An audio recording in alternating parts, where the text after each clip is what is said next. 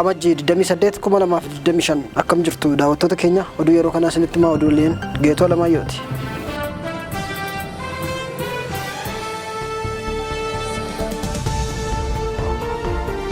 Jiraattonni magaalaa Shaggar kutaa magaalaa Galaan Guddaa keessaa baasii mootummaaf jiraachuu hin dandeenye jechaa jiru jedhame. Oromiyaa bulchiinsa magaalaa Shaggar kutaa magaalaa Galaan Guddaa keessaa kan jiraatan baasii yeroo yerootti mootummaan jireenya nutti hammeessaa jira jechuun akka himataa jiran raadiyoon Waazemaa jararraa dhaga'eera jedhe.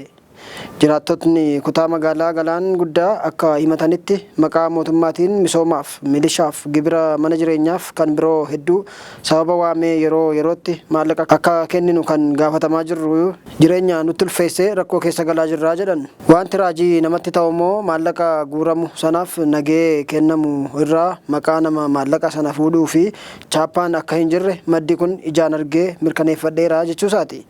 Akka fakkeenyaatti kutaa magaalichaa keessa kan jiraatan barsiisaan tokko bara darbee baatii caamsaa kaasee haga adoolessaatti karaa baankii siiqqee fi namoota mootummaatiin baasii qarshii 10,000 mootummaaf akka kennan dubbataniiru. Komee kanarratti waajjirri maallaqaa fi bulchiinsa kutaa magaalaa Galaan Guddaa fi kan magaalaa Shaggar bilbilaan argachuuf deddeebinee kan yaalle ammaaf hin milkoofne akkuma arganneen kan isinii dhiyeessinu ta'a. Godinoota Oromiyaa adda addaarraa yeroo ammaa komeen deddeebi'ee dhaga'amu tokko gibira lafaa wajjin baasiin maqaa hedduu dhahatee gaafatamu akka malee nutti ulfaateera kan jedhu ture. Dhaabbileen barnootaa galmaa'an ulaagaa guutuu hin dandeenye jedhe abbaan taayitichaa. Dhaabbilee barnootaa dhuunfaa 273 ulaagaa madaallii haala haaraan galmaa'anii turan keessaa kan ulaagaa abbaan taayitaa barnootaa fi leenjii Itoophiyaa baasee keessaa kan ulaagicha guute hin argamne jedhameera. Abbaan taayitichaa ulaagaa haaraa baaseen dhaabbileen barnootaa dhuunfaa 84 dhiyaachuu diduu isaaniitiin eeyyamni isaanii akka jala haqame abbaan taayitichaa beekseera. Dhaabbileen barnootaa dhuunfaa sunis ulaagaa haaraa kaa'ame sana guutuun waan nutti ulfaateef deeggarsi mootummaa nu barbaachisa akka jechaa jiran himameera. Ittaanaan daayirektara kenniinsa eeyyamaa fi to'annoo qulqullinaa Wubisheet Taaddalaa akka jedhanitti dhaabbileen barnootaa kunneen ulaagaa waan hin guunneef daangaa yeroo guyyaa 45 kennuufii dubbataniiru. Manni murtii magaalaa Aksum hooggantoonni manneen barnootaa 5 akka qabamanii dhufan jedhee ajaje. Naannoo Tigraayitti manni murtii magaalaa Aksum hooggantoota manneen barnootaa magaalicha keessa jiran 5 poolisiitiin qabamanii akka seeratti dhiyaataniif kaleessa ajajeera. Manni murtichaa poolisiin qabee akka dhaddachatti isaan dhiyeessuuf ajaja irratti kan kenne daayirektaroota manneen barnootaa 5 barattoonni shamarran musliimaa magaalittii keessaa hijaaba uffatanii akka mana barumsaa hin seenne warra dhorkanidha. Kanaan dura manni murtii magaalaa Aksum manneen barnootaa shamarran musliimaa irratti qoqqobbii ka'an kaasanii barumsatti akka deebifaman jedhee kan ajajee ture hojiirra osoo hin oolfamin hafee ture. Kaleessa immoo hooggantoonni manneen barnootaa kan ajaja sana fudhachuu didan qabamanii guraandhala 7/2017 dhaddacha irratti akka dhiyaataniif ajajni poolisii gaheera. Keeniyaan dhimma lola Koongoo keessaa irratti walgahii biyyoota Afrikaa bahaa waamteetti. Biyyi Riippaabilikii Dimokiraatawaa Koongoo jedhamtu erga bara 2012tti wal waraansa lammiilee hamaatu ishee keessatti gaggeeffamaa jira. Mootummaa fi qawweetti kan isaan lolaa ture murtiin CNDP jedhamu nagaa buusuuf eebila 23 bara 2009 waliigaltee tokko tolfatanii ture. Waliigalteen tolfame nagaan ni bu'aa jedhamee erga abdatame booda bara 2012 keessa loltoonni gara 300 ta'an harki caalaan isaanii miseensa CNDP turan deebi'anii qawwee irratti kaasan. Sababni isaa waliigaltee tolfame mootummaan hin kabajne qabiinsi waraanaa isaaniif godhamu badaadha kan jedhudha. Guyyaa waliigaltee nagaa buusuu mallatteessan sana itti yaadachuuf maqaa isaanii March 23 yookaan M23 jedhanii moggaafachuun mootummaa nagaa dhorkuutti ka'an. Ergasiitii mootummaan Koongoo fi uummatni akkuma goolamanitti jiru. Hireen biyya qabeenyaa uumamaan badhaate sanaa hiyyummaa ta'ee uummatni gadadoo fi baqachuutti gale. Keessattuu godinni bahaa Koongoo bakka M23 balaa itti qaqqabsiisuu fi uummatni baay'inaan hiraaru madda isaati. Magaalaan guddoo godinichaa Gommaan yeroo hedduu harka mootummaa hin turre. M23 dilbata dheengaddaa magaalaa Gommaa akka to'ate beekseera. Dhimmi nageenya DRS keessa garee biyyoota Afrikaa ba'aa yaaddoo keessa waan galcheef borutti wal arguuf jiru. Marsaa ammaa kana kan garee sana hoogganan pirezidaantiin Keeniyaa Wiiliyaam Ruutooti. Isaan dhimma Koongoo fi M23 kottaa walgeenyee haa mari'annu jechuun biyyoota waamaniiru. Keeniyaa dabalatee Koongoo, Ruwaandaa, Burundii, Ugaandaa, Taanzaaniyaan garee sana keessa jiru. Finciltoota M23 jedhaman sana ni gargaaru kan jedhaman Ruwaandaa fi Burundiidha. Keessattuu Ruwaandaan akka malee ittiin himatamti. Walgahii boruu irratti pirezidaantiin Ruwaandaa Pool Kaagaamee fi gitni isaanii kan DR Koongoo akka argaman Ruutoon beeksisaniiru.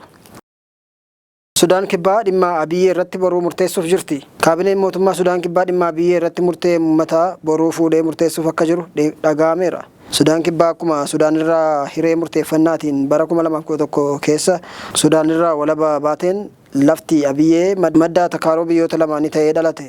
Qabeenya uumamaa keessattuu boba'aatiin kan badhaate naannoon Abiyyee daangaa biyyoota lamaanii irratti waan argamtuuf kan kootii jedhanii irratti wal dhabaa yoo nagaan dhiiga dhangalaasisee lubbuuwwan galaafateef nagaa eegdotni mootummoota gamtoomanii kan Itoophiyaa dabalatee giddugalanii lafa sanarra turan. Hireen lafa sanaa garam akka ta'uu qabu murteessuuf uummatni naannoo sanarraa jiraatu akka filatuuf Sudaan kibbaa gama isheetiin bara 2013 riferendamii taasiftee turte. Gama Sudaan kibbaan sabna Abiyyee irra jiraatu Dinniqaa kan jedhamudha. Gama Sudaaniin hidda Arabaa kan qaban saba Misriyaa jedhamanitu Abiyyee irra jiraata. Warri Dinqaa wayitaa sana ba'anii sagalee kennanii dhibbeentaa 99.9 Abiyyeen Juubaa jalatti haa bultu kan Sudaan kibbaatii jedhanii filatanii galan. Sabni Misriyaa fi Sudaan ammoo murteen kenname kan gama tokko waan ta'eef fudhataman qabu jedhanii gatii dhabsiisanii ture. Dhaabbatni mootummoota gamtoomanii dhimma Abiyyee irratti sagaleen uummata gama lamaanii waliigaltee biyyoota lamaaniin akka kennamuuf gaafatee ture. Amma kaabineen Sudaan kibbaa boruu walga'ee lafa sanarratti murtee sagalee uummata Dinniqaa kanaan dura kenname raggaasisuuf beellama qabateera. Oduu keenya ittaanuun pirezidaantiin Ameerikaa abbootiin alangaa dhimma himata isaanii qorataa turan hojiirra ari'amuun dhaga'ame. Pirezidaantiin 47ffaa Ameerikaa Doonaald Tiraamp abbootiin alangaa kanneen yakka himannaa isaanii irratti banamee ture qoratan amma hojiirra ari'uun ijoo dubbii ta'ee gabaafamaa jira. Abbaan alangaa waliigalaa kan Tiraamp gidduu kana muudan Jeems Maakar Henry aangoo qabatanii yeroo gabaabduu booda jarri abbootiin alangaa dhimma pirezidaantichaa qabatanii turan sun hojii pirezidaantichi hojjechuu barbaaduuf amanamoo miti jechuun akka isaan ari'aman murteessaniiru. Abbootiin seeraa sun yeroo Tiraamp himataman qorannoo irratti geggeessuuf qooda olaanaa warra qabaatan turani. Tiraamp bu'aa filannoo bara 2020 galagalchuuf yaaluu fi haala itti galmee iccitii qabaa ture irratti himannaan yakkaa irratti banamee turuun isaa kan yaadatamudha. Murtoon guyyaa kaleessaa Majjii 27 2025 darbeen abbootiin alangaa sun atattamaan hojiirra akka gaggeeffaman jedhameera. Gorsaa bukaattoo waliigalaa Ameerikaa kan turan Jeems Smith garee qorannoo sanaa Tiraamp irratti hundeessuutu himama. Jeems Smith garuu Tiraamp osoo sirna kakuu hin raawwatin hojii gadhiisuu isaanii miidiyaaleen addunyaa gabaasaa turaniiru. Oduu keenya xumuraatiin Raashiyaan talaallii dhukkuba daranyoo kennuu eegaluuf hin jedhaa jetti. Raashiyaan bara 2025 keessa jirru kanarratti qoricha dhukkuba daranyoo ni fayyisa jettu kennuuf akka yaaltu beeksisteetti. Qorattoonni fayyaa Raashiyaa waggoota dheeraaf talaallii gosoota dhibee daranyoo hundaa ittisuuf kan oolu argatanii addunyaa kanaaf gumaachuuf tattaafachaa turaniiru. Pirezidaantiin biyyattii Vladimir Putin waggaan darbe biyyi isaanii talaallii dhibee daranyoo qopheessaa akka jirtu ibsanii turan. Kora Future Technology Moskoo irratti waa'ee saayinsii fayyaa Raashiyaa irratti kan kaasan Putin dhukkuba daranyoo dursanii argachuu fi yaaluu irratti bu'aa gammachiisaan jiraachuu dubbatanii sunis dandeettii dhukkubichaa irraa fayyuu nama akka guddisiisu ibsaniiru.